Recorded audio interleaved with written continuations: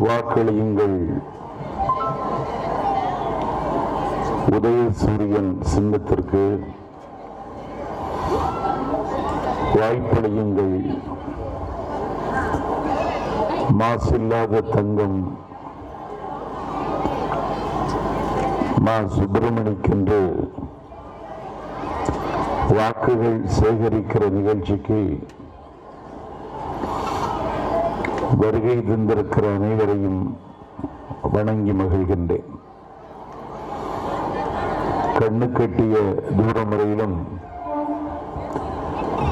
தேனடையில் தேனீக்கள் திரண்டிருப்பது மாதிரி ஆடி பெருக்கெடுத்து ஓடிவரும் வெள்ளம் போல் கூடியிருக்கிற இந்த கண்கொள்ளா காட்சியை பார்க்கும் பொழுது மாசு வெற்றி பெற்று விட்டான், வாக்கு வித்தியாசத்திற்காக போராடுகிறான் என்றுதான் சொல்ல வேண்டும். சைதாப்பேட்டை தொகுதியின் தள்ளி போட முடியாத தாகமாக, அலட்சியப்படுத்த முடியாத அரணாக, தாண்ட முடியாத அகழியாக, சைதாப்பேட்டை தொகுதியின் காவல் அரணாக, காலில் நகம் முளைத்த நாள் முதலாகவே கடமையாற்றி வந்த கர்மயோகி மாசு அவர் களத்தில் நிற்கிறார். அவரை யாரும் காயப்படுத்தி விடாதீர்கள் என்று விண்ணப்பிப்பதற்குத்தான் நான் வந்தேன். தேர்தல் பிரச்சாரம் உச்சக்கட்டத்தை எட்டியிருக்கிறது. வட இந்தியாவில் இருந்து நட்டாக்கள், அமித்ஷாக்கள், மோடிகள், யோகி ஆதித்யநாத்துகள் என்று ஒரு பெரிய சங் பரிவார் கும்பல் தமிழகத்தில் இறக்குமதி செய்யப்பட்டிருக்கிறது. திராவிட முன்னேற்ற கழகம் ஆட்சிக்கு வராமல் தடுக்க வேண்டும் என்று அமித்ஷாவும் மோடியும் பேசினால் தமிழ்நாட்டு மக்கள் கேட்டு விடுவார்கள் என்று கருதுகிற இவர்களுடைய அறியாமையை எந்த செருப்பால் இடிப்பதென்று எனக்கு தெரியவில்லை. தமிழ்நாட்டு மக்கள் விழித்துக் கொண்டு விட்டார்கள் என்பதை 22,000 கிராம சபை கூட்டங்கள் நடத்தி கழகத்தின் தலைவர் அவர்கள் நிரூபித்தார். நான் மேடைக்கு தம்பி துளசி என்னை அழைத்து வருகிற பொழுது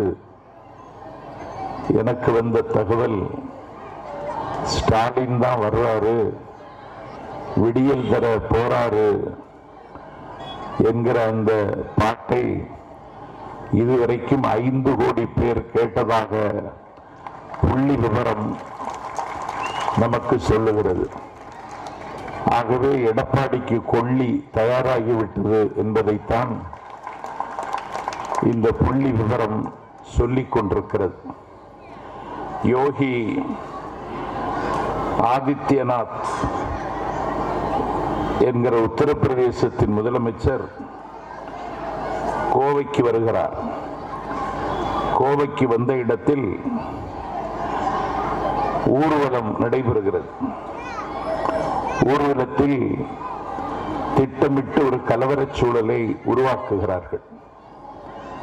கலவரம் செய்தும் காலித்தனம் செய்தும் அதிகாரத்தை கைப்பற்றியதுதான் RSS நீண்ட வரலாறு.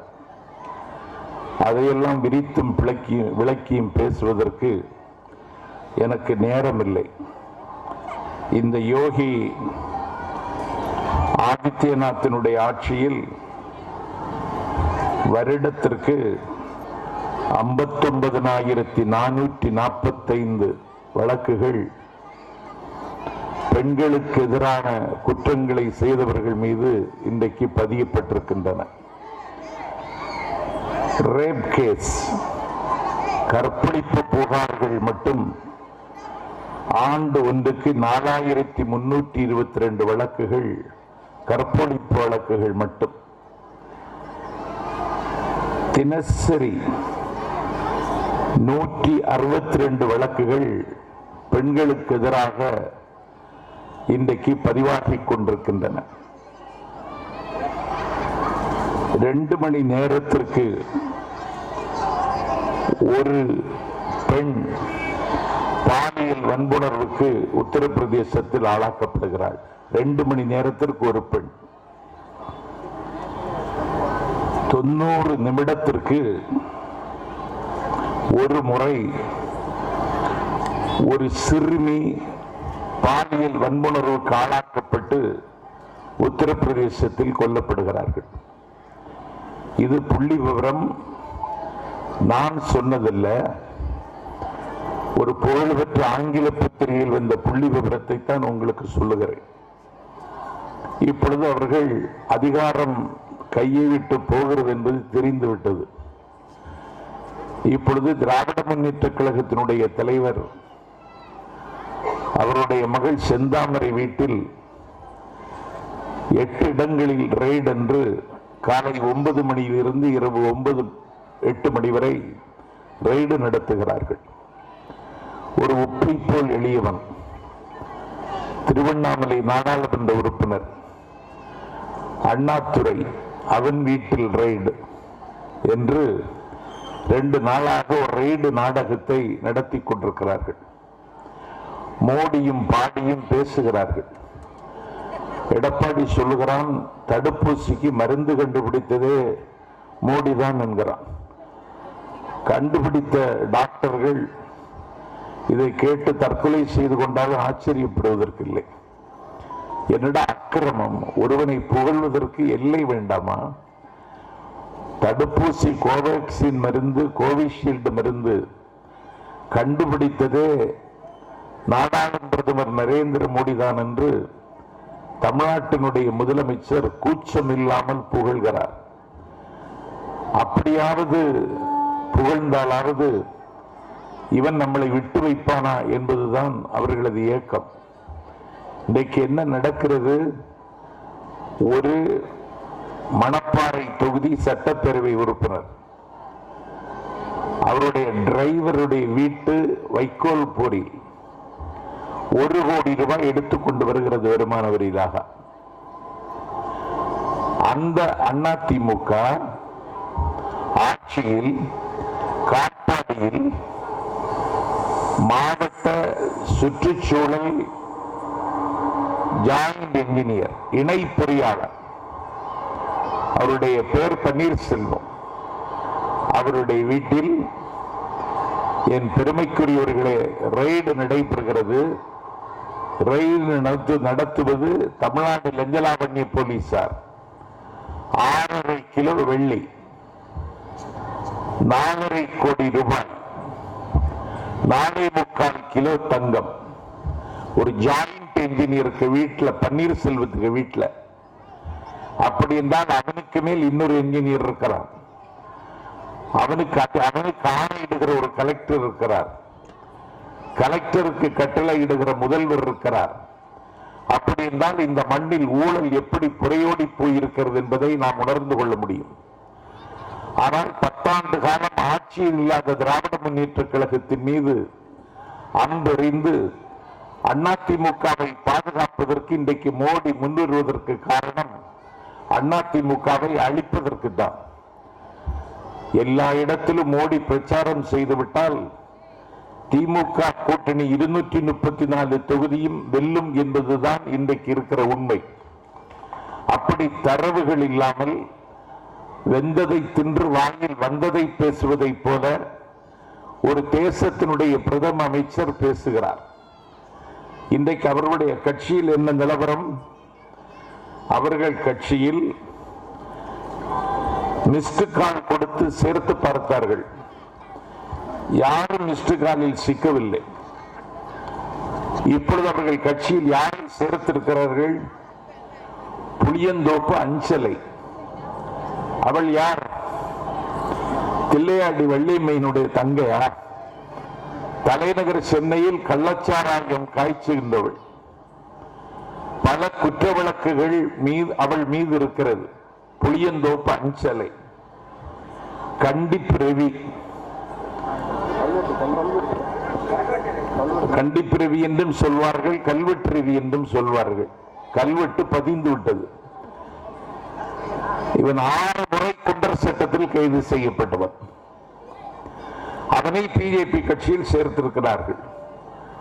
புதுவை எழிலரசு, அவள் பாண்டிச்சேரியின் பேரவைத் தலைவராய் அமைச்சராய் இருந்த ஒரு மரபார்ந்த குடும்பத்தை சார்ந்த அண்ணன் சிவகுமாரின் கொலையில் ஈடுபட்டவள் எழிலரசு. பாண்டிச்சேரியில் ஒரு தொகுதியில் வேட்புமனு தாக்கல் செய்கிறாள். அவள் குற்ற வழக்குகளை சரியாக குறிப்பிடவில்லை என்று அவளுடைய மனு நிராகரிக்கப்படுகிறது. சீர்காழி சத்யா கூலிப்படைக்கு தலைமை தாங்குகிறவன். உறுப்புகளுக்கு அவனுக்கு ரேட், இடது காலுக்கு இவ்வளவு, வலது காலுக்கு இவ்வளவு என்று கூலிக்கு கொலை செய்கிற சீர்காழி சத்யா, சேலம் முரளி, நெற்குன்றம் சூர்யா, புதுவை சோழன், புதுவை விக்கி, பாம்பு வேலு, குரங்கு ஆனந்த், அரியமங்கலம் ஜாகீர், தஞ்சை பாக்கெட் ராஜா, மயிலை டோக்கன் ராஜா, குடவாசல் அருண், குடவாசல் சீர்காழி, சென்னை பாலாஜி, குடந்தை அரசன், தஞ்சை பாலாஜி, ஸ்பீடு பாலாஜி, தஞ்சை ஜாக்கெட் ராஜா, குடவாசல் சீனு, பல்லு கார்த்திக், பல்லு சீனு, பூண்டு மகன், மெடிக்கல் காலேஜ் வெற்றி சுரேஷ், மன்னிவாக்கம் ஜோஷுவா, இவர்களெல்லாம் இந்தியாவின் விடுதலை போராட்டத்தில் காந்தியோடு சேர்ந்து உப்பு காய்ச்சியவர்கள்.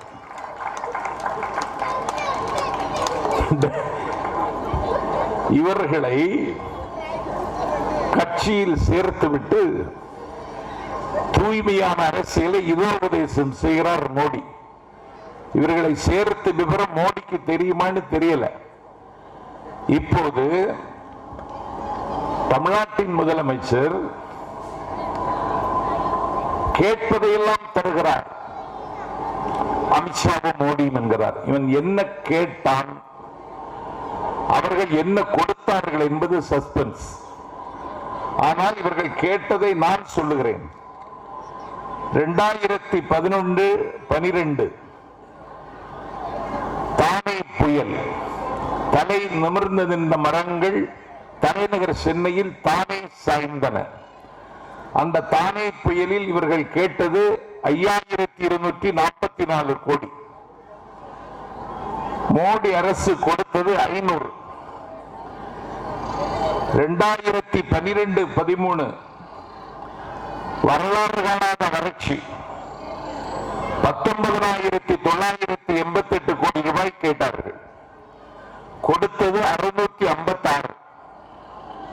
2015-16 பெரு வெள்ளம், செம்பரம்பாக்கம் ஏரியை திறந்துவிட்டு சென்னை மாநகரம் வெள்ளத்தால் சூழ்ந்தது.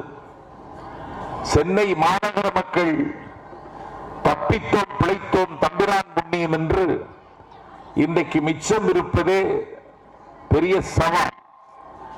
அப்போது 25,912 கோடி ரூபாய் கேட்டார்கள். கொடுத்தது எவ்வளவு தெரியுமா? 1748 கோடி. 2016-17 மீண்டும் வறட்சி வருகிறது.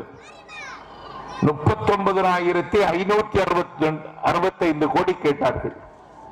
வெறும் 1748 கோடி தான் கொடுத்தார்கள். 2016-17 வார்தா புயல் எவ்வளவு கேட்டார்கள்? 22,573 கோடி ரூபாய் கேட்டார்கள். எவ்வளவு கொடுத்தார்கள்? வெறும் 222 கோடி ரூபாய் கொடுத்தார்கள். 2017-18 ஒக்கி புயல் எங்கள் மாவட்டம் சூறையாடப்பட்டது. அந்த ஒக்கி புயலில் பாதிக்கப்பட்ட மக்கள் மக்களுக்கு நிவாரணம் இதுவரைக்கும் வந்து சேரவில்லை. அப்பொழுது 9330 கோடி ரூபாய் கேட்டார்கள். வெறும் 133 கோடி ரூபாய் தான் கொடுத்தார்கள். 2018-19 ஒரு புயல் வீசியது, கஜா புயல். அந்த புயல் வீசி பட்டுக்கோட்டை, பேராவூரணி, தஞ்சை டெல்டா தரைமட்டமாயிற்று. தென்னையை நம்பி வாழ்ந்த மக்கள் அன்னையை இழந்ததை போல இன்றைக்கும் தவிக்கிறார்கள். அப்போது அவர்கள் கேட்டது 17,899 கோடி ரூபாய் எடப்பாடி கேட்டார். கொடுத்தது வெறும் 1,146 கோடி. அதற்கு பிறகு நிவார் புயல் 3,759 கோடி ரூபாய் கேட்டார்கள். வெறும் 63 கோடி ரூபாய் கொடுத்தார்கள். அதற்கு பிறகு நிரவி புயல், அதற்கு 1,200 கோடி ரூபாய் கேட்டார்கள். 224 கோடி தான் கொடுத்தார்கள். நாங்கள் கேட்டதெல்லாம் அமித்ஷாவும் மோடியும் தருகிறார்கள் என்று முதலமைச்சர் எடப்பாடி பழனிசாமி பட்ட பகலில் ஒரு பச்சை பொய்யை பல்லாயிரம் மக்களுக்கு முன்னால் கட்டவிழ்த்து வைக்கிறார். இவர்கள் கேட்டதில் அவர்கள் கொடுத்தது வெறும் 4.40%, 5% கூட இல்லை. ஜிஎஸ்டி இழப்பீடு. இந்தியாவில் ஒரு நிதியமைச்சர் இருக்கிறார், ஜெயலலிதா ஜிஎஸ்டி கூடாது. அம்மா என்று ஆராதிக்கிற இந்த நவீன அடிமைகள், இந்த நவீன ரக ஒட்டுண்ணிகள் ஜிஎஸ்டி ஏற்றுக்கொண்டார்கள். ஜிஎஸ்டி ஏற்றுக்கொண்டதற்கு பிறகு தமிழகத்திற்கு வர வேண்டிய தொகை இன்னும் வரவில்லை. இந்தியாவின் நிதியமைச்சர் அகில உலக பேரழகி அவர் சொன்னார், ஆர்பி ரிசர்வ் பேங்கிலே கடன் வாங்கிக் கொள்ளுங்கள். ரிசர்வ் பேங்க் கடன் எவ்வளவு கொடுத்திருக்கிறது என்றால் 6,229 கோடி ரூபாய் கடன் கொடுத்திருக்கிறது. ஜிஎஸ்டி தமிழகத்திற்கு வர வேண்டிய பங்கு வரவில்லை. உள்ளாட்சி தேர்தல் நடத்தவில்லை. உள்ளாட்சி தேர்தல் நடத்தாததால் வருடத்திற்கு 2,800 கோடி ரூபாய் வர வேண்டும். உள்ளாட்சி தேர்தல் நடந்து நிர்வாகிகள் வெற்றி பெற்றால் இந்த ரூபாய் வந்துவிடும். தேர்தல் நடத்தாததால் இந்த ரூபாய் வரவில்லை. சரி, இவர்களுக்குள் தோழமை இருக்கிறது, இணக்கம் இருக்கிறது, அந்த ரூபாய் வந்ததா என்றால் வரவில்லை. மோடியையும் அமித்ஷாவை வைத்துக் கொண்டு இவ்வளவு பெரிய பொய்யை கட்டவிழ்த்து விடுகிறார்கள். கோடி கோடியாக கொள்ளையடித்து குவித்து வைத்திருக்கிற பணம் இது. இன்றைக்கு வந்திருக்கிற ஒரு பத்திரிகை, பாரதிய ஜனதா கட்சி ஒரு விளம்பரம் கொடுத்திருக்கிறது. திமுக கூட்டணிக்கு ஏன் ஆட்சிக்கு வரக்கூடாது என்று 2 பக்க விளம்பரம். 2 பக்க விளம்பரத்தை இன்றைக்கு கொடுத்திருக்கிறார். அப்படி என்றால் இவர்கள் ஒரு விதமான மனநோய்க்கு ஆளாகி இருக்கிறார்கள். திமுகவின் வெற்றி நிச்சயிக்கப்பட்டு விட்டது. திராவிட முன்னேற்ற கழகத்தின் தலைவர் முதலமைச்சராக முடிசூட்டப் போவதை யாரும் தடுக்க முடியாது என்கிற நிலைமைக்கு தமிழகம் இன்றைக்கு வந்துவிட்டது. இந்த வெற்றியை தட்டி பறிப்பதற்கு ஏதாவது வழி உண்டா என்று அவர்கள் செய்கிற தகுடு தத்தத்தினுடைய ஒரு பகுதிதான் இதெல்லாம். இன்று தமிழ்நாட்டில் நாங்கள் ஒரு மதசார்பற்ற அணி என்கிற ஃப்ரேமுக்குள் இருக்கிறோம். நியூஸ் 18 தொலைக்காட்சியிலே தலைவர் இன்றைக்கு ஒரு விளம்பரம், தலைவர் பேசுகிறார். நம்முடைய தலைவர் அவர் என்ன சொல்கிறார்? நான் உண்ணுகிற உணவு எது என்பதை அவன் தீர்மானிப்பானா, நான் பேசுகிற மொழி எது என்பதை அவன் தீர்மானிப்பானா, நான் உடுத்துகிற உடை எது என்பதை அவன் தீர்மானிப்பானா. இதை தமிழ்நாட்டிலும் எல்லா இடங்களிலும் நடைமுறைப்படுத்த முடியும் என்று நம்பி இன்றைக்கு அவமானப்பட்டு கொடுத்திருக்கிற பிஜேபி தமிழ்நாட்டில் எடப்பாடி தலைமையில் இருக்கிற அடிமை கும்பலை பயன்படுத்தி தமிழ்நாட்டிற்கும் அவர்கள் கொண்டு வருவதற்கு துடிக்கிறார்கள். மிருக நியாயம் கூட இல்லாத இந்த மிலேச்சத்தனமான பாசிசத்தை வீழ்த்துவதற்கு தென்னகத்தில் திமுக தலைவர் ஸ்டாலின் தலைமை தாங்குகிறார். அதுதான் இன்றைக்கு அவர்களுக்கு எரிச்சல். மேற்கு வங்காளத்தினுடைய முதலமைச்சர் மம்தா பானர்ஜி இந்தியாவில் இருக்கிற தலைவர்களுக்கெல்லாம் கடிதம் எழுதுகிறார். மேற்கு வங்காளத்தில் நேதாஜி சுபாஷ் சந்திர போஸுக்கு பிறந்த நாள், 125வது பிறந்த நாள். நேதாஜிக்கும் பிஜேபி கட்சிக்கு எந்த சம்பந்தமும் இல்லை. இந்தியாவினுடைய விடுதலை காந்தியினுடைய அகிம்சையினால் சாத்தியமாகாது. முல்லை முள்ளாக எடுக்க வேண்டும் என்று ஒரு ஆயுத புரட்சிக்கு முகம் பெற முன்வந்தவன் மாவீரன் நேதாஜி. கடல் கடந்த நாடுகளில் பாடுவீடு அமைத்து பாசறை அமைத்து இந்தியன் நேஷனல் ஆர்மியை தொடங்கியவர் மாவீரன் நேதாஜி. அந்த மகத்தான தலைவனுடைய பிறந்த நாளை இவர்கள் ஒரு நாள் கூட கொண்டாடியதில்லை. இப்பொழுது கொண்டாடுகிறார்கள். கொண்டாடுவதற்கு கல்கத்தா வருகிறார் இந்த தேசத்தின் பிரதமர். யாருக்கு தகவல் கொடுக்காமல், அந்த மாநிலத்தினுடைய முதலமைச்சருக்கே தகவல் கொடுக்காமல் வருகிறார். அந்த முதலமைச்சர் பெருந்தன்மையோடு அந்த விழாவில் கலந்து கொள்கிறார். அவர் பேச வருகிற பொழுது அந்த காவி கும்பல் அவர்கள் வழக்கமாக போடுகிற கோஷத்தை போட்டவுடனே மம்தா எரிச்சலாகி அந்த மேடையை நிராகரிக்கிறார். நாடாளும் பிரதமர் கலந்து கொண்ட ஒரு மேடையில் ஒரு முதலமைச்சரை அவமானப்படுத்துகிறார்கள். அந்த முதலமைச்சர் அந்த நிகழ்ச்சியை நிராகரிக்கிறார். அப்பொழுதும் இவர்களுக்கு சூடு சுரணை வரவில்லை.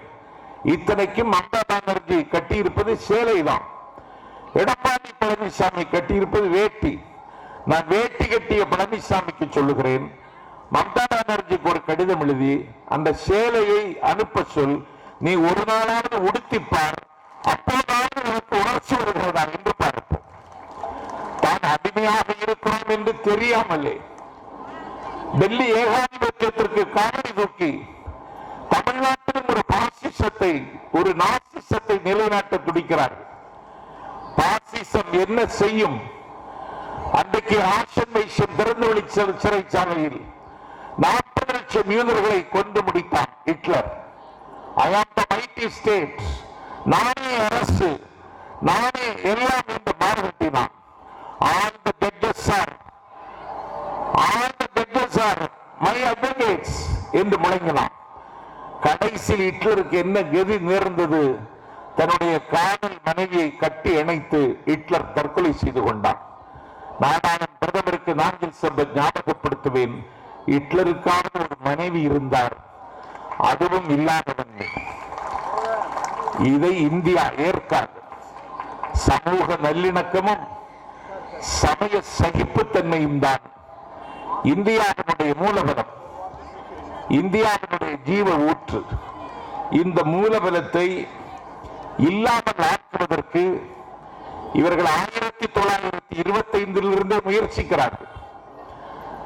டாக்டர் அவர்கள் கேட்டார்கள், இந்தியாவுடைய விடுதலைக்கு முறக்கும் ஏதாவது சம்பந்தம் உண்டாயிற்று. இந்தியாவுடைய விடுதலை போராட்ட காலத்தில் வெள்ளைக்காரனுக்கு இந்த நாட்டை காட்டிக் கொடுத்தவர்கள், இந்தியாவுடைய விடுதலை போருக்கு முகம் தந்தவர்கள் இஸ்லாமியர்கள். அவர்கள் இந்த நாட்டில் இருக்கக்கூடாது என்றவர்கள் கருதுகிறார்கள். மாமன்னன் பகதூர் ஷா அவன் தன்னை வைஸ்ராயாக முடிசூட்டிக் கொண்டான். வைஸ்ராயாக முடிச்சுக்கொண்ட வைஸ்ராயை மாமன்னன் பகதூர் ஷாவை கையில் விலங்கிட்டு அழைத்து வந்து கராத்தரகத்தில் அடைத்து வைத்தார்கள். கராத்தரகத்தில் அடைக்கப்பட்டான் பகதூர் ஷா. காலையில் அவருக்கு கடுமையான பசி. எனக்கு பிரேக்பாஸ்ட் தாருங்கள் என்று வெள்ளைக்கார சிறை அதிகாரியிடம் கேட்டார். என் பெருமைக்குரிய தாய்மார்களே, பிளீஸ் வெயிட், கொஞ்சம் நில்லுங்கள் என்று சொல்லிவிட்டு கொஞ்சம் பொறுத்து ஒரு தாம்பாளத்தில் துணி மூடி இதோ உன்னுடைய பிரேக்பாஸ்ட், உன்னுடைய காலை உணவு என்று கொடுத்தார்கள். கடுமையான பசியில் இருந்த பகதூர் ஷா அவசரமாக சாப்பிடுவதற்கு இந்த துணியை விலக்கிவிட்டு பார்த்த பொழுது வெட்டப்பட்ட அவருடைய 2 புதல்வர்களின் தலை அந்த தாம்பாளத்தில் இருந்தது. வெட்டப்பட்ட 2 அவருடைய புதல்வர்களின் தலை அந்த தாம்பாளத்தில் இருந்தது. அப்போதும் பகதூர் ஷா அழவில்லை. அந்த வெள்ளைக்கார போலீஸ் கேட்டான், நீ அழவில்லையா என்று. அப்பொழுது அவர் சொன்னார், மன்னர்கள் அழுவதில்லை என்று. பிரிட்டிஷ்காரனுக்கு ஒரு அங்குலம் நிலம் தர முடியாது என்று போராடிய பகதூர் ஷாவை ரெங்கூனில் கொண்டு போய் அடைத்தார்கள். அவர் ரெங்கூனில் இறந்து போனார். 6 அடி நிலம் கூட அவருக்கு இந்தியாவில் கிடைக்கவில்லை. இப்படி இந்தியாவினுடைய விடுதலை போராட்ட வீர வரலாற்றை பேசினால் குருதி சூடாகும், இதயம் இரத்த கண்ணீர் வடிக்கும். அந்த காலத்தில் அந்தமானில் இருந்து காட்டிக் கொடுத்த கும்பல் இன்றைக்கு காவி உடுத்திக் கொண்டு தமிழ்நாட்டிலும் இந்த காவியத்தை நிலைநிறுத்திவிட முடியும் என்று துடிக்கிறார்கள். ஒரு மிகப்பெரிய பாவம். அவர்களுக்கான வாசலை இவர்கள் திறந்து வைத்தது. கடற்கரை கூட்டத்தில் ஜெயலலிதா இன்றைக்கு சொன்னார், நான் உயிரோடு இருக்கிற காலம் வரை எதிர்காலத்தில் பிஜேபியோட கூட்டணியை வைத்துக் கொள்ள மாட்டேன் என்றார். இன்றைக்கு அந்த கட்சியோடு கூட்டணி வைத்துக் கொண்டது மட்டுமல்ல, பத்திரிகைகளிலே வெற்றி நடை போடும் தமிழகம் தேசிய ஜனநாயக கூட்டணி என்று வருகிற விளம்பரத்தில் பிஜேபி கட்சியினுடைய சின்னம் முதலில் வருகிறது, அதிமுகவினுடைய சின்னம் 2வது வருகிறது. பத்திரிகை படிப்பவர்கள் இதை பார்த்தால் இவர்கள் தோல் மறுத்து போன அடிமைகள் என்பதை முடிவு செய்வார்கள். அதனால் தான் தமிழ்நாட்டில் தலைவர் போகிற இடமெல்லாம் கட்டுக்கடங்காத கூட்டம், கரை காணாத உணர்ச்சியோடு கூடுகிறார்கள். இதை பார்த்ததற்கு பிறகு அவர்களுக்கு தாங்கிக் கொள்ள முடியவில்லை. வேளை வரும், வெற்றி விரைந்து வரும், அது நாளை வரும், நமக்கே வரும், நம்முடைய தலைவர் முதலமைச்சராக போகிறார் என்கிற மகிழ்ச்சியில் திராவிட முன்னேற்ற கழகத்துக்கான ஒரு எந்தூசியாசம், ஒரு குற்றால குதூகலத்தில், உணர்ச்சியில், உற்சாகத்தில் ஓடி ஆடி வேலை செய்வான் என்று கருதினால் அவருடைய ஓட்டத்தை தடுப்பதற்காகத்தான் இந்த ரெய்டு போன்ற ஈனத்தனமான காரியத்தை செய்கிறார்கள். ஆனால் திமுக தொண்டவன் விழிப்புணர்வு உள்ளவன். அவன் இதிலே ஏமாந்து விட மாட்டான் என்பதை விட இதை அவன் ஒரு பொருட்டாகவே கருத மாட்டான். நீ தன்னுடைய தலைவருடைய மகள், அவருடைய அன்பு மகளினுடைய வீட்டில் 30க்கு மேற்பட்ட வருமான வரி அதிகாரிகள் முற்றுகையிட்டு ரெய்டு நடத்தி கொண்டிருக்கிற பொழுது அந்த தலைவன் அதற்காக கவலைப்படாமல் அப்போதும் லட்சக்கணக்கான மக்கள் மத்தியில் நின்று இந்த நாட்டின் அரசியல் மாற்றம் வர வேண்டும் என்பதற்கு பேசினான் என்றால் ஒரு ஆண்மை உள்ள தலைவனை திராவிட முன்னேற்ற கழகம் பெற்றிருக்கிறது. ஆகவே அடிமைகள் ஆட்சி நீடிப்பதற்கான வாய்ப்பில்லை.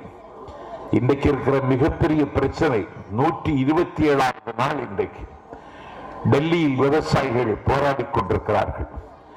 இந்த வேளாண்மை சட்டத்தை கொண்டு வருவதற்கு முன்னால் ஒரு வேளாண்மை செய்யக்கூடிய விவசாயிடத்திலே நீ கலந்து பேசவில்லை. இந்தியாவின் எதிர்கட்சி காங்கிரஸ் பேசவில்லை. இந்தியாவின் 3வது பெரிய பிரதான கட்சி திராவிட முன்னேற்ற கழகம் கலந்து ஆலோசிக்கவில்லை. கொரோனா கோவிட்-19 என்கிற கொடிய வைரஸ் உங்கள் உயிரையும் என் உயிரையும் காவு கேட்டுக் கொண்டிருந்த ஒரு துயரம் கவிந்திருந்த காலகட்டத்தில் திடுத்திப்பென்று கொண்டு வந்து அதை நிறைவேற்றினார்கள். விவசாயிகள் இதை ஏற்க முடியாது, சட்டத்தை திரும்ப பெறு என்று சொல்லி இன்றைக்கும் 127வது நாளாக போராடுகிறார்கள். அவர்கள் டெல்லிக்குள் ஊடுருவ முயலுகிற பொழுது 17 அடி பள்ளம் சாலையில் தோன்றுகிறார்கள். எத்தனையோ புரட்சிகளை ஒரு மாணவனாக நான் இன்றைக்கும் படித்துக் கொண்டிருக்கிறேன். ஒரு போராட்டத்தை ஒடுக்குவதற்கு இப்படி ஒரு ஈனத்தனமான காரியத்தை உலகத்தில் எந்த சர்வாதிகாரியும் செய்ததில்லை. 17 அடி பள்ளத்தை துண்டினார்கள். விவசாயிகள் போராடுகிற இடத்தை மின்னிணைப்பை துண்டித்தார்கள். தண்ணீர் தர மறுத்தார்கள். அதையும் தாண்டி இணையத்தையே ரத்து செய்தார்கள். அதையும் தாண்டி அவர்கள் இன்றைக்கு போராடி கொண்டிருக்கிறார்கள். நடு ரோட்டில் சமைத்து கொத்தி தின்னுகிற குளிரையும் தாங்கிக் கொண்டு இன்றைக்கு கொளுத்துகிற வெயிலையும் அனுபவித்துக் கொண்டு சட்டத்தை திரும்ப பெறுகிற வரை எங்கள் போராட்டம் நிற்காது என்றவர்கள் சொல்லுகிறார்கள். அந்த சட்டத்தை முந்தி சட்டத்தை படிக்காமலே ஆதரிக்கிறார். படிக்க தெரியாது என்பது இரண்டாவது விவகாரம். இவனுக்கு ஆபிரகாம் லிங்கனே இன்னும் வரவில்லை. ஒரு புத்தக திருவிழாவில் ஆபிரகாம் லிங்கன் என்று சொல்லுவதற்கு ஆப் என்று சொல்லி ஆபிரகாம் லிங்கனுக்கு ஆப் வைத்த அறிவாளி இந்த அறிவாளி. ஆல்பர்ட் ஐன்ஸ்டீன் என்கிற சயின்டிஸ்ட் பேரை சொல்ல வரவில்லை. அதற்கும் தடுமாறி பிறகு ஆல்பர்ட் ஐன்ஸ்டீனாக மாறியதுதான் மிச்சம்.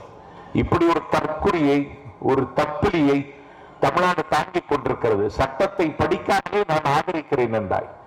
நான் இந்த அரசு அகற்றப்பட வேண்டும், என்னுடைய நண்பன் மாசு சைதாப்பேட்டையில் சரித்திரம் படைக்க வேண்டும் என்று சொல்லுவதற்கு காரணம், இந்த வேளாண்மை மசோதா நாடாளுமன்றத்தில் நிறைவேற்றப்பட்டதென்றால் மோடி மட்டும் காரணமல்ல, எடப்பாடியும் காரணம்.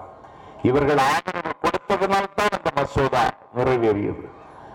இன்றைக்கு உலக அரங்கில் இதற்கு மிகப்பெரிய கண்டனங்கள் எழுந்து கொண்டிருக்கின்றன.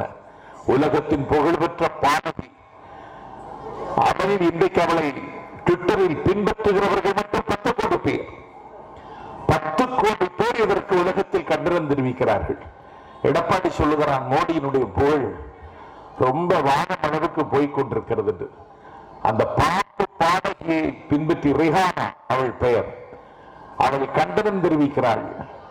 10 கோடி பேர் பின்பற்றுகிறார்கள். கிரேட்டா, அமெரிக்காவின் அதிபர் ட்ரம்பின் தூக்கத்தை கலைத்த கிரேட்டா, அவள் கண்டனம் தெரிவிக்கிறாள். அவள் மீது இன்றைக்கு இவர்கள் வழக்கு பதிவு செய்கிறார்கள்.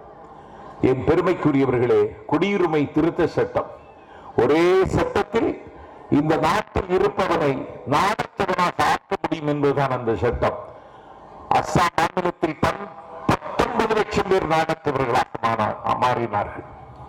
இந்தியாவின் ஜனாதிபதியாக கொள்விருந்த ஃபக்ருதீன் அலி அகமதனுடைய குடும்பம் குடியுரிமை இல்லாமல் இன்றைக்கு தத்தளிக்கிறது. நாடு முழுக்க ஹிட்லர் கேம்பு வைத்தது மாதிரி எல்லா இடங்களிலும் கேம்பு வைத்து இந்த நாட்டினுடைய குடிமக்களை சிறை வைப்பதற்கு மோடி திட்டமிடுகிறார். ஒரே நாடு, ஒரே நாடு, ஒரே டாக்ஸ், ஒரே கல்ச்சர், ஒரே லாங்குவேஜ் என்ற சிமிழுக்குள் இந்தியாவை அடைத்து அவர் அதிபர் ஆக வேண்டும் என்று அவர் ஆசைப்படுகிறார். உன்னுடைய ஆசை தமிழ்நாட்டு மக்கள் ஒரு காலம் அங்கீகரிக்க மாட்டார்கள். ஒரே நாடு, ஒரே டாக்ஸ் என்று சொல்லுகிறேன். நீ பெட்ரோல் டீசலுக்கு மட்டும் ஏன் அந்த ஒரே நாடு ஒரே டாக்ஸிலே பெட்ரோல் டீசலுக்கு ஏன் வரி போடுகிறாய்? மாநில அரசும் போடுகிறது, மத்திய அரசும் போடுகிறது. பயங்கரவாதம் காலண்டி இருக்கின்ற, பகை பாராட்டுகிற பாகிஸ்தானில், ஒரு ராணுவத்தினுடைய பிடியில் சிக்கி திணறுகிற மியான்மரில், என் காலடியில் கிடக்கின்ற ஒரு போரில் ரணமாகி போன இலங்கையில், காலிஸ்தான் பயங்கரவாதிகளால் அடைந்து கொண்டிருக்கிற சொர்க்கம் ஆப்கானிஸ்தானில் இந்தியாவில் விற்பதை விட பெட்ரோல் டீசல் விலை குறைவாக இருக்கிறது. உலக புகழ்பெற்ற தலைவர் மோடியின் ஆட்சியில் 95 ரூபாய் பெட்ரோல், 90 ரூபாய் டீசல். காற்றில் கலந்து காணாமல் போவதுதான் கேஸ். போன தேர்தல் பிரச்சாரத்தில் மோடி பேசியது. இதை ஒரு சிமிழுக்குள் அடைத்து இவ்வளவு ரூபாய்க்கு விற்க வேண்டுமா? 350 ரூபாய்க்கு விற்றதற்கு குறை சொன்னார் மோடி. இன்றைக்கு 950 ரூபாய்க்கு விற்கிறார்கள். காற்றில் கலந்து காணாமல் போகிற கேஸ் ஒரு சிமிழுக்குள் அடைத்து 950 ரூபாய்க்கு விற்கிறாய். ஏன் என்று கேட்டால் திமுக காரணம், காங்கிரஸ் காரணம் என்கிறார்கள். கல்யாணமாகி 6 வருடம் ஆகிவிட்டது, குழந்தை இல்லை. ஏண்டான்னு ஒரு தண்டை கேட்டால் அவன் சொன்னான், எதிர்த்து வீட்டுக்காரன் சரியில்லை என்று. தனக்கு குழந்தை இல்லாததற்கு எதிர்த்து வீட்டுக்காரன் சரியில்லை என்று சொன்னவனுக்கும் இந்த நாட்டினுடைய பிரதமருக்கும் ஏதாவது வித்தியாசம் இருக்கிறதா பாருங்கள். ஆட்சியில் இருப்பது நீ, அதிகாரத்தில் இருப்பது நீ, உத்தரவு போடுகிறவன் நீ, ஆணையிடுகிற இடத்தில் இருக்கிற நீ. இதை கட்டுப்படுத்த கூட உனக்கு வழி தெரியவில்லை.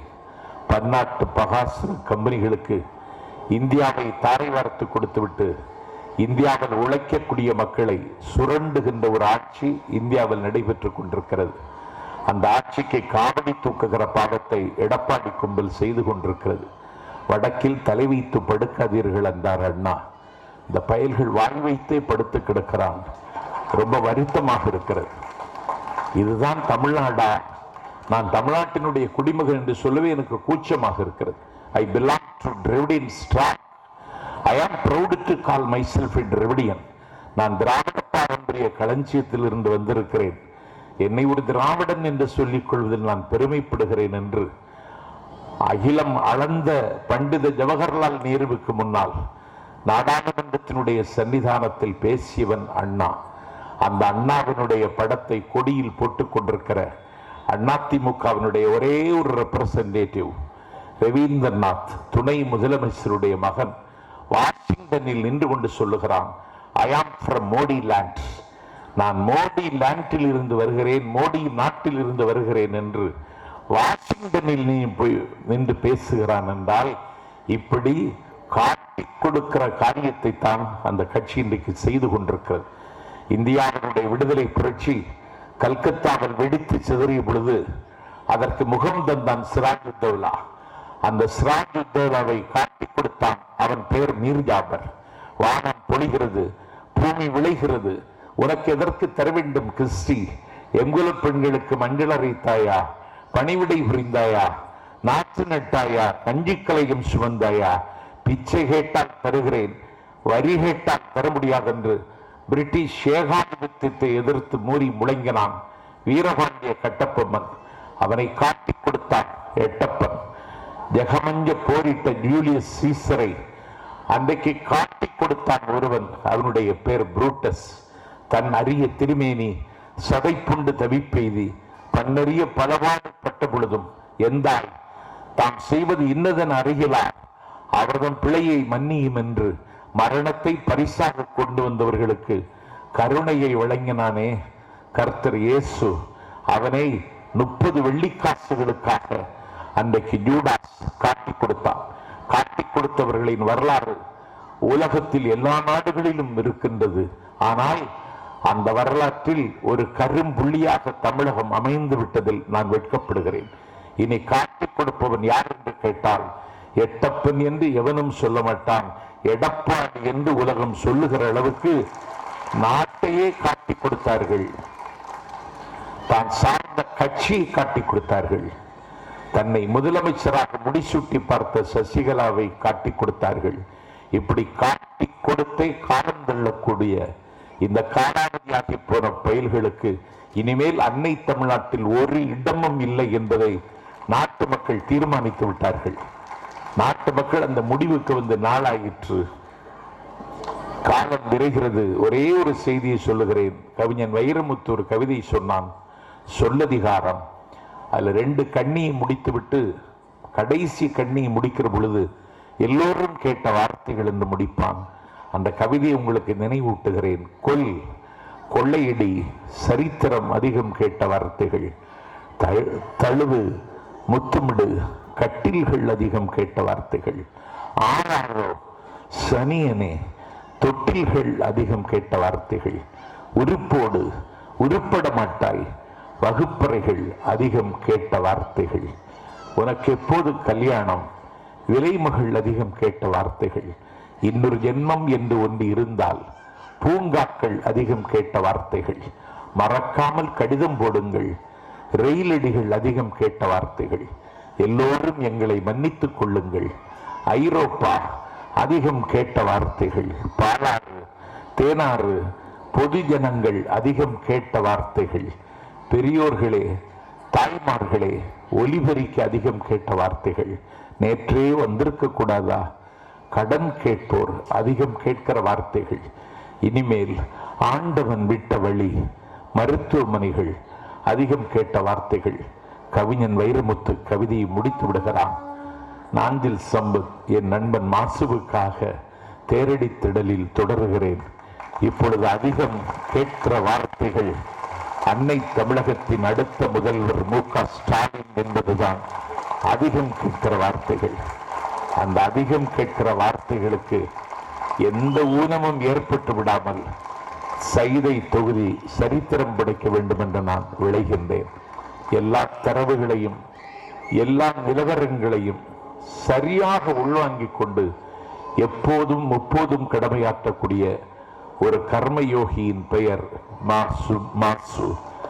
அவன் வென்றாலும் வீழ்ந்தாலும், களத்தில் நின்றாலும் நிற்காவிட்டாலும், சைதாப்பேட்டை தொகுதி மக்களின் சுகதுக்கங்களை தீர்மானிப்பது மாசுவுக்குத்தான் வேலை என்று அவன் இருந்திருக்கிறான். நீங்கள் வெற்றி பெற செய்யாத காலகட்டத்திலும் கூட அவன் இந்த தொகுதிக்கு உழைப்பதிலே ஒரு பங்கும் குறை வைக்கவில்லை. காவிரிக்கரை ஓரத்தில் தாமரை பூத்து சிரிக்கிற தடாகத்தின் கரையருகில் ஒரு சன்னியாசி ஜெபம் செய்து கொண்டிருந்தான். ஜெபம் செய்து கொண்டிருந்த சன்னியாசி ஒரு வண்டு வந்து கொட்டியது. வண்டு கொட்டிவிட்டு காவேரி தண்ணீரில் விழுந்து தத்தளித்தது. அந்த வண்டை காப்பாற்றி கரையிலே விட்டான். அந்த வண்டு இரண்டாவது முறையாகவும் அந்த சன்னியாசி கொட்டியது. மீண்டும் தண்ணீரில் விழுந்தது. மீண்டும் அந்த வண்டை காப்பாற்றி கரையிலே விட்டான். மூன்றாவது முறையாகவும் அந்த சன்னியாசியை மூக்கில் கொட்டியது. சன்னியாசினுடைய மூக்கில் இருந்து இரத்தம் கொட்டியது. முற்றும் துறந்த சன்னியாசி வலிபொறுக்க முடியாமல் அழுதான். அழுது முடித்துவிட்டு கன்னத்தில் படிந்த கண்ணீரை துடைத்துவிட்டு கண் விழித்து பார்த்தால் தன்னை இரத்தம் வரக்கூடிய அளவிற்கு கொட்டிய வண்டு காவிரி தண்ணீரில் நீர்ச்சுழலில் சிக்கி உயிருக்கு போராடுகிற காட்சியை கண்டான். வண்டு தவிக்கிறது, தத்தளிக்கிறது, மன்றாடுகிறது, உயிருக்கு போராடுகிறது. அந்த வண்டை காப்பாற்றுவதற்கு அந்த சன்னியாசி வலியை, வருத்தத்தை மறந்து அதை காப்பாற்ற எத்தனித்த பொழுது ஒரு சம்சாரி கேட்டான், அந்த வண்டு உன்னை கொட்டிவிட்டல்லவா தண்ணீரில் போய் விழுகிறது, உன்னை கொட்டுகிற வண்டை நீ ஏன் காப்பாற்ற முயற்சிக்கிறாய் என்று கேட்ட பொழுது அந்த சன்னியாசி சொன்னான், கொட்டுவது அதனுடைய சுபாவமாக இருக்கலாம், ஆனால் அதை காப்பாற்றுவது என்னுடைய சுதர்மம் என்றானே. அதை போல எந்த நிலையிலும், எந்த வேளையிலும், எந்த சூழலிலும், வானம் அறந்து கீழே விழுந்தாலும், வெள்ளம் இந்த பகுதியை சூழ்ந்தாலும், வறட்சி முற்றுகையிட்டாலும், ஒவ்வொரு வீட்டிலும் இருக்கக்கூடிய சுகதுக்கங்களை அறிந்து வைத்துக் கொண்டு இந்த சைதாப்பேட்டை தொகுதி மக்களின் சுகதுக்கத்தில் பங்கெடுப்பது மாசுவின் சுதர்மம். அந்த சுதர்மத்தை அங்கீகரித்து நீங்கள் அவருக்கு ஒரு வாக்களியுங்கள் என்று கேட்கிறேன். நீங்கள் மாலை வேண்டும், நீங்கள் மலர் வேண்டும் என்று கேட்டால் அவர் மாலை கொண்டு தருவார். நீங்கள் எள் என்று கேட்டால் அவர் எண்ணெய் கொண்டு தருவார். நீங்கள் தேன் என்று கேட்டால் அவர் தித்திப்பு கொண்டு தருவார். நீங்கள் வெட்டி வா என்றால் கட்டி வருகிறவர் எங்கள் மாசு. தலைவர் அவர்களின் நம்பிக்கைக்கு பாத்திரமான ஆழ்வலியும் தோல்வலியும் வாழ்வலியும் உள்ள ஒரு வேட்பாளன் சைதாப்பேட்டை களத்தில் நிற்கிறான். அவரை காயப்படுத்தி விடாதீர்கள். கழகத்தின் சின்னம் உதயசூரியன் சின்னத்தில் வாக்களித்து தலைநகர் சென்னையில் அதிக வாக்கு வித்தியாசத்தில் மாசு வெற்றி பெற்றான். அவனுடைய உழைப்புக்கு கிடைத்த அங்கீகாரம் என்பதை ஊரும் உலகம் உணரத்தகுந்த வகையில் கடமையாற்றுங்கள் என்று கேட்டு வெற்றி விழாவில் சந்திக்கிறேன். விடிய விடிய பேசுகிறேன்.